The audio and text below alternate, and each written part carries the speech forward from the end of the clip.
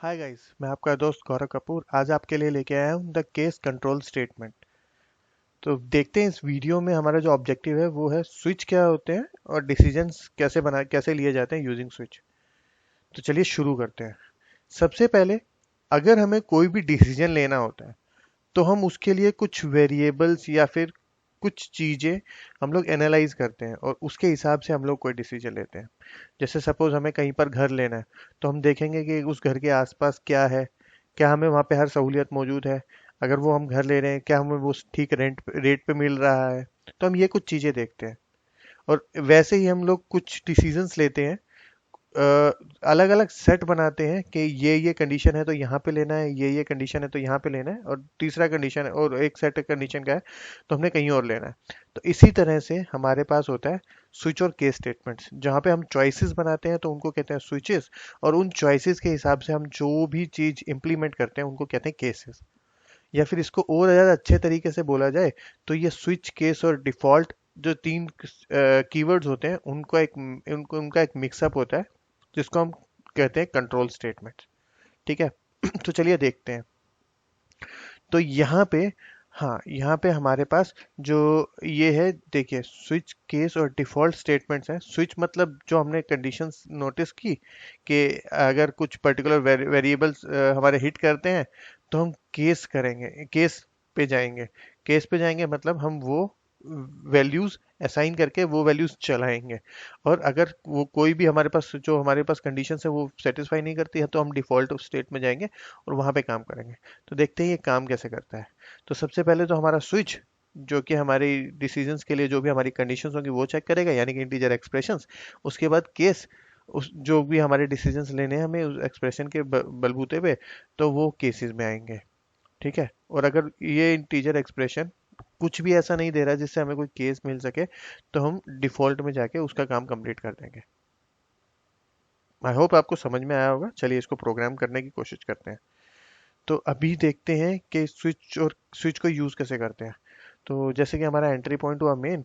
Main के अंदर हमने एक इंटीजर हमने इंटीजर आई लिया, आई को हमने 2 असाइन कर दिया और स्विच हमने यूज किया। स्विच में हमने डाला आई। तो ये मैं प्रोग्राम जो आपको दिखा रहा हूँ, स्विच में हमने डाला आई, यानी कि हमने इसमें स्विच में 2 डाल दिया। अभी यहाँ पे केस 1 है, केस 2 है और केस 3 है। तो स्विच में हमने 2 डाला तो वो यहाँ पे आएगा केस 2 में, और ये चीज प्रिंट करा देना चाहिए, राइट, कि मैं केस 2 में हूँ। चलो इसको प्रोग्राम करके देखते हैं, इससे हमें और ज़्यादा अच्छे से क्लियरिटी मिलेगी।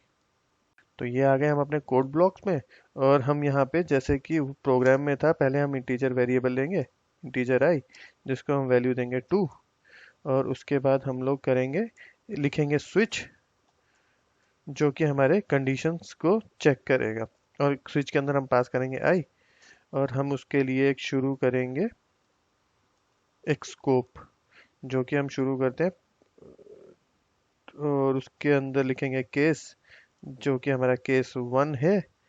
केस 1 मतलब कि अगर हमारी स्विच वाली स्टेटमेंट वेरीफाई करती है कोई भी चीज़ तो हम उसके लिए क्या करने वाले हैं।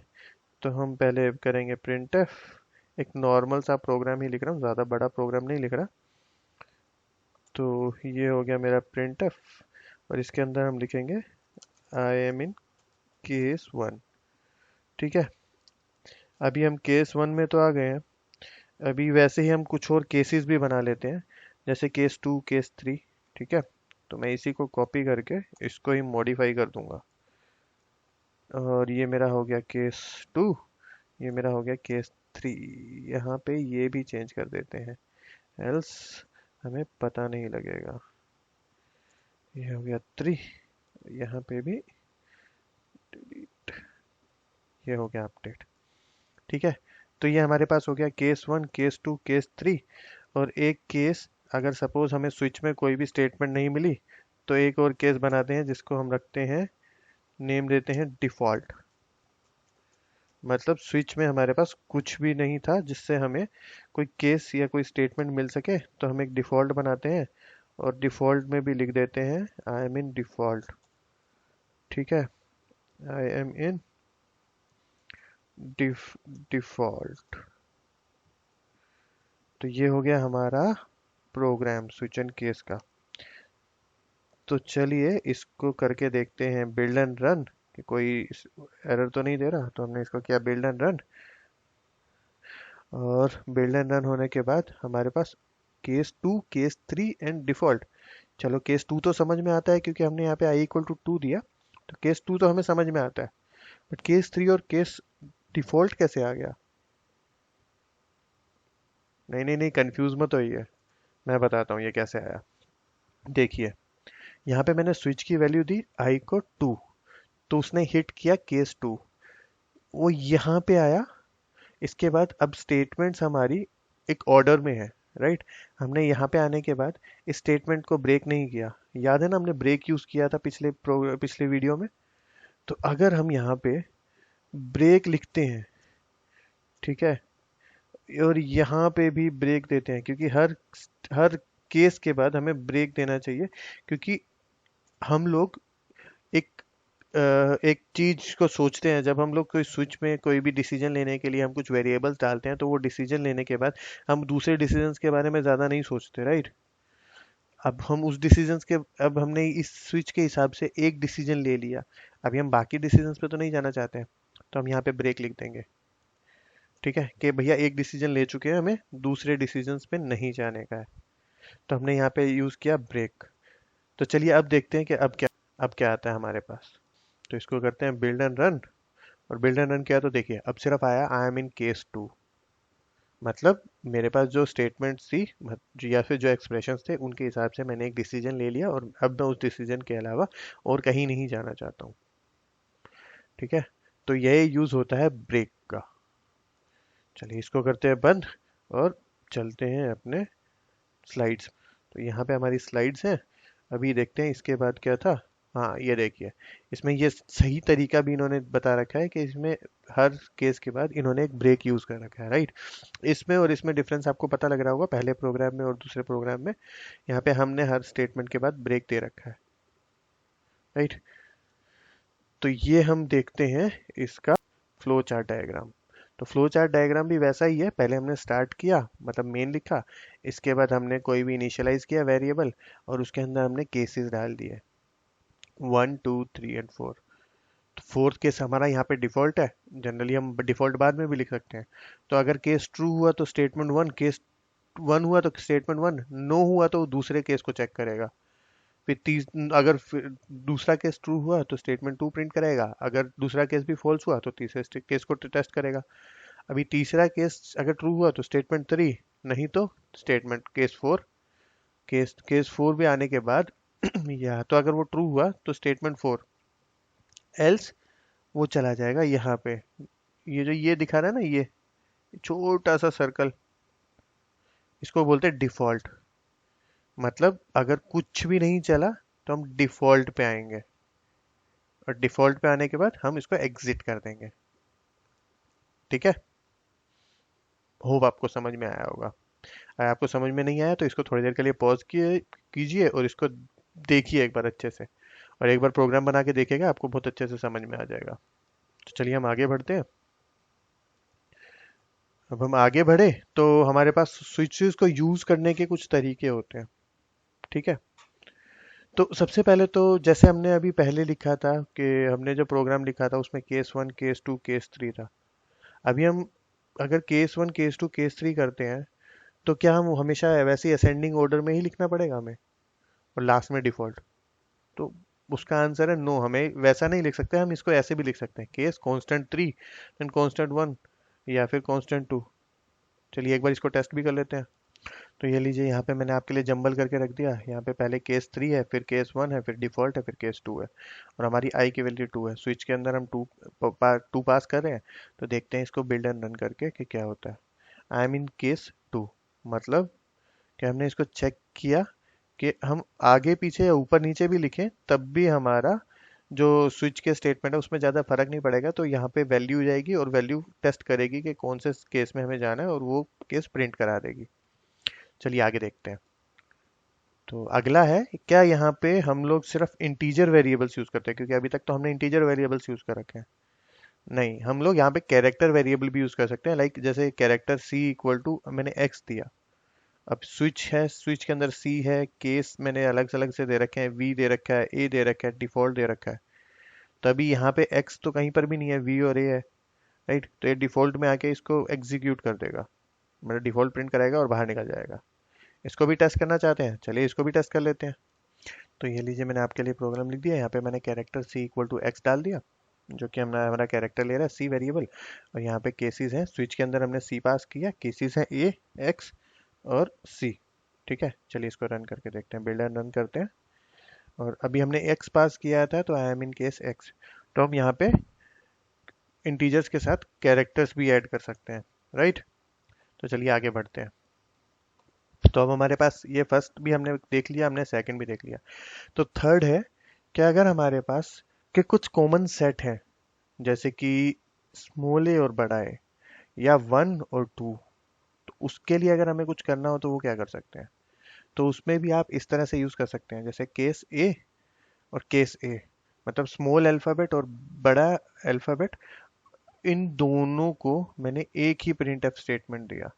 मतलब केस ए अगर ये वाला होता है तो भी यहाँ पे एंटर करके इसको चेक करेगा, और केस बिग ए होता है तब भी ये इसको एंटर करेगा और इसको ही चेक करेगा और उसके बाद ब्रेक कर देगा। वैसे ही बीबी में कर रखा है और डिफॉल्ट भी दे रखा है। ठीक है, इसको खुद टेस्ट कीजिएगा, ये मैं आपको करके नहीं दूंगा। तो चलिए आगे बढ़ते हैं, ठीक है। तो अब हमारे पास ये मल्टीपल स्टेटमेंट्स हैं जो केस में है, क्या हमें इनको हर बार ब्रेसिस में डालने पड़ेंगे, जैसे इफ और एल्स में डालते थे अगर मल्टीपल स्टेटमेंट्स हुए। तो जैसे कि यहाँ पे हमारे पास मल्टीपल स्टेटमेंट्स हैं, सपोज मैंने यहाँ पे एक स्टेटमेंट लिखी, उसके बाद मैंने एक और स्टेटमेंट लिखी।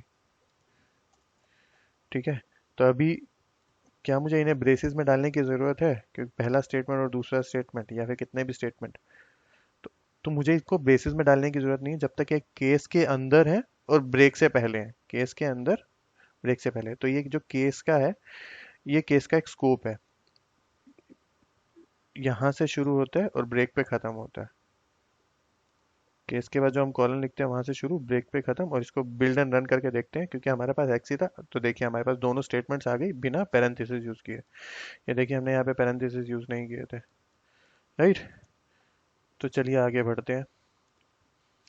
तो ये हमारा हो गया कि हमें उसको पेयर ब्रेसिस के अंदर यूज नहीं करना। अच्छा, अभी अगला है if if statement in a switch must belong to some case और अदर। हाँ, जैसे अभी मैंने आपको बताया था कि हर स्टेटमेंट को किसी केस के अंदर आना चाहिए।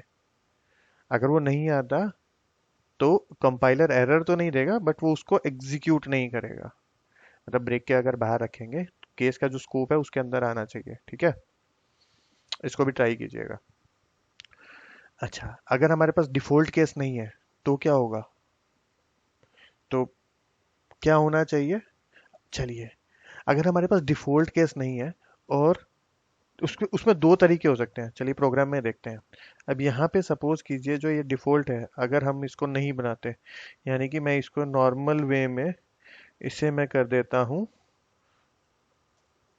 कमेंट। ठीक है, तो कोई असर होगा, मुझे तो नहीं लगता। आपको क्या लगता है, बना के देखिएगा। पर हम अभी इसको टेस्ट कर लेते हैं। तो हमारे पास कोई भी फर्क नहीं पड़ा, राइट, इन एक्स इन वाई। अभी सपोज मेरे पास ऐसा कुछ है, जैसे यहाँ पे मैंने दे रखा है ए एक्स सी, यहाँ पे मैंने दिया जेड। ठीक है, जो कि यहाँ पे कहीं पर भी नहीं है, ना डिफॉल्ट में है। तो अभी यहाँ पे क्या प्रिंट होना चाहिए, एज पर मी डिफॉल्ट। आपको भी यही लगता होगा, देखिए आई एम इन डिफॉल्ट। अभी इस टाइम पे अगर मैं यहाँ से डिफॉल्ट हटा दूं, यानी कि मैं इस डिफॉल्ट को कर दूं कमेंट आउट, तब क्या होगा, एरर देना चाहिए या फिर प्रिंट करना चाहिए। तो इसने कुछ भी नहीं किया, इसने सीधा का सीधा एग्जीक्यूट कर दिया और बाहर निकाल दिया, क्योंकि हमारे पास कोई स्टेटमेंट ही नहीं थी, तो हम क्या करते, और हमारे पास डिफॉल्ट भी नहीं था। तो इसके बाहर जो भी स्टेटमेंट होगी वो प्रिंट कराएगा। सपोज यहाँ पे मैं अगर लिख देता हूँ आई am outside, if I am outside the state, I am outside switch case. ठीक है,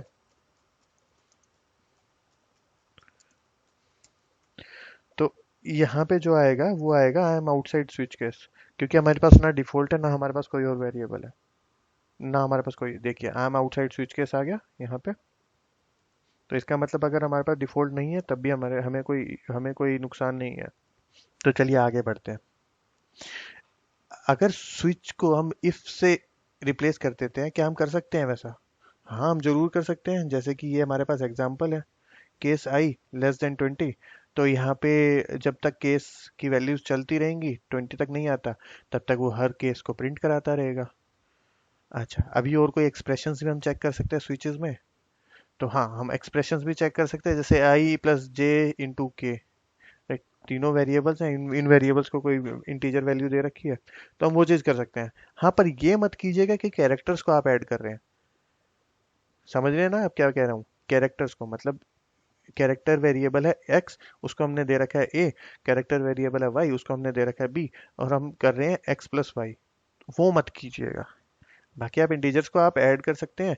आप उसका क्या कहते हैं, स्मॉलर देन ग्रेटर देन निकाल सकते हैं, एंड परसेंट कर सकते हैं, उसको चेक कर सकते हैं।